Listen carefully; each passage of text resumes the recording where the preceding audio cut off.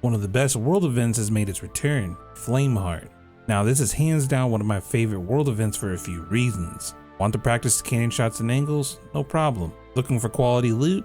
This event will grant you near top tier loot but get you the infamous cursed cannonball, the Wraith Ball, which can turn the fight quickly in your favor. Hands down one of my favorite things in the game to use. So just like the beginning of every adventure in Sea of Thieves, let's grab a few handful of supplies from the outpost we spawned at.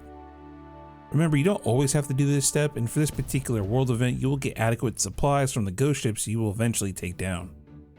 In regards to an emissary of choice here, honestly, any of them. Every single company, gold hoarder, merchant, and Order of Souls will benefit greatly from this world event and usually getting you to about grade 4 or 5. So let's raise anchor, drop sail, and head to the Green Tornado. Now on approach, you're going to want to recognize a good opening point for you to go through and where you feel comfortable.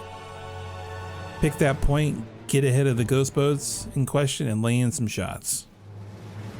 Now what I like to do here at this point is raise sails to half. That way I not only have full control of the situation with my boat, but I'm not also zooming past.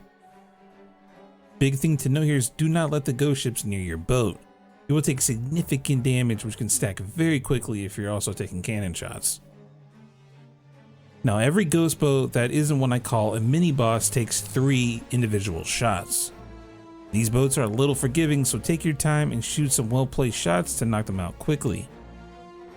Do note that blunder bombs and fire bombs will count towards this as well. You can use chain shot, but I wouldn't recommend it. This is a useful tip if you miss a few cannons but are a little too lazy to try and run and grab a few cannonballs from your nearby barrel. You will notice throughout the fight that new ghost ships will spawn in, and these are something you should quickly take notice of.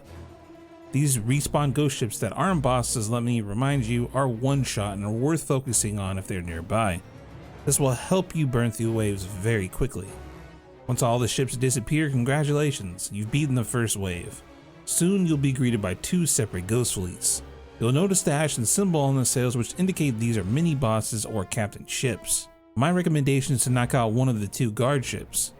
Try to crank the wheel at a slight angle while maintaining visibility on the mini boss ship. Lay in as many shots as possible till it's dead. It's usually going to be around 13 to 16 cannons. Finish off the boss quickly and pick up the loot. Reset and make any repairs you might need for the next wave. Now you're gonna have to do the same thing for the second boss and prepare for the 3rd wave. Now just like the very first wave, you're going to want to prepare your sails to half and slowly work your way through the ships that spawn. Remember to keep an eye out on respawns to burn through it quickly. Once the 3rd wave is done, prepare for the final wave, which includes the main boss, Flameheart's flagship. Now here you have a choice. There are 3 groups of ships for you to pursue. You can take down 2 more mini bosses and collect even more loot, or you can pursue the main boss. This is up to you, but I only do the other bosses if I'm typically loot stacking for a video. The main boss will be escorted by a decent amount of ships. So how do you do it?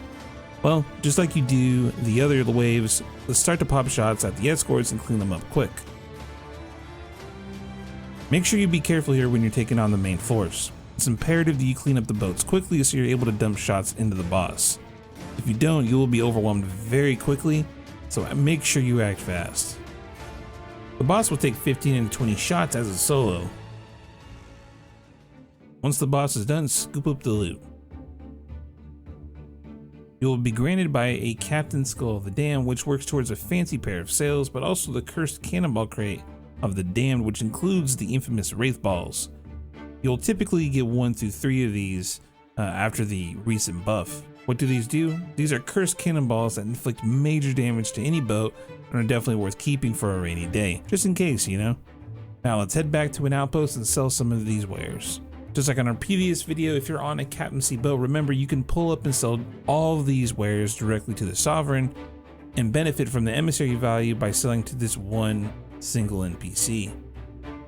Now if you're not on a captaincy boat, unfortunately you'll need to carry all the loot to the respective vendors one by one.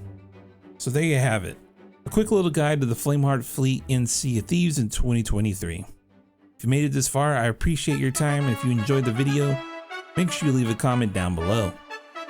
So thank you guys for watching, and I will see you guys in the next one.